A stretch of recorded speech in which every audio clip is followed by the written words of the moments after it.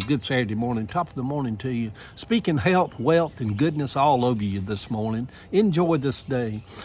Take a deep breath and let's just have a good weekend. I'm sitting out here, it's all foggy here in Atlanta this morning, having my coffee, about to get my day started. Do a little gardening maybe. But anyhow, the morning post, I'll tag Facebook down here at the bottom of this. So some of you people want to send me a friend request over there and become Facebook buddies or whatever.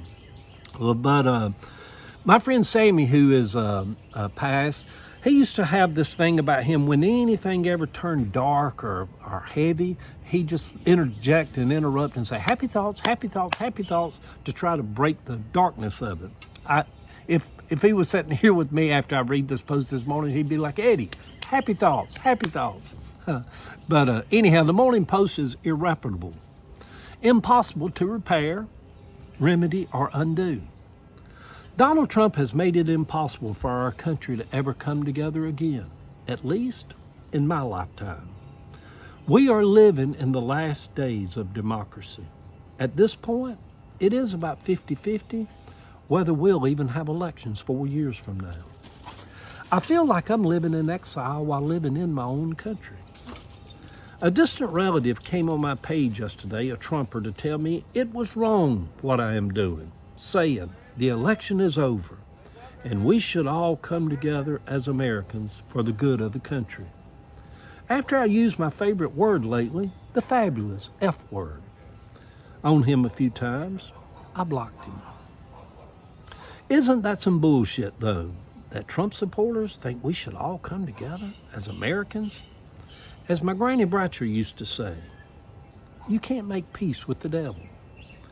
That's like a preacher telling everyone to live a holy life while preaching from the pulpit while he goes around and molests all the kids in the congregation. That's on about the same level as a Trumper telling us to make good, be happy, come together.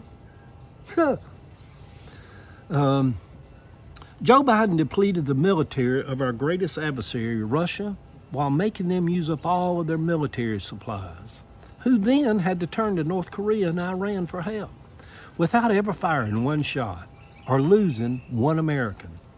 Historians will look back on how he handled that as military genius. One mistake, and it's coming, y'all, over the next 4 years. One mistake, and thousands of body bags will be coming home. When that happens, we can lay them at the doorsteps of churches across the South who betrayed their God and their soul by supporting their Savior, a wicked, evil man, Donald Trump. There are thousands of texts going out to black folks around the country, tens of thousands, telling them they are to report back to a certain plantation, that their days of roaming free are coming to an end. It is meant to intimidate. It's very chilling. The second coming of the Trump years have started. We will see police brutality return against young black men across the country. Not that it ever truly left. At least it was confronted. What we have now is basically a theocracy being led by an atheist. That is what the Southern Baptists and Pentecostals and every other little mom and pop church has always wanted. Many of them believe gays should be put to death and interracial marriage be banned and prayers be forced upon all kids in school. We are living through history.